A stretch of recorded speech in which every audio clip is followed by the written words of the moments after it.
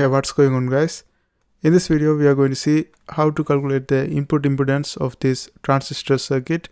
First we are going to draw the equivalent model. The equivalent model is basically the bottom part will be replaced with a parallel resistor. Now let's see how it's going to be.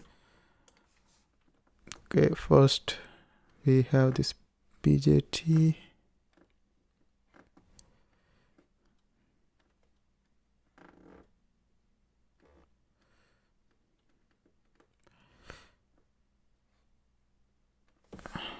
Okay, now here we will have a resistor. Here we have a parallel resistor, that is 1 over GM2 parallel to R52,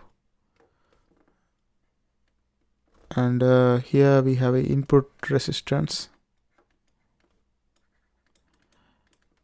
Now to calculate the input resistance, what the equation is going to be like this: Rin is equal to R51 plus 1 plus beta 1 over GM2 parallel R52.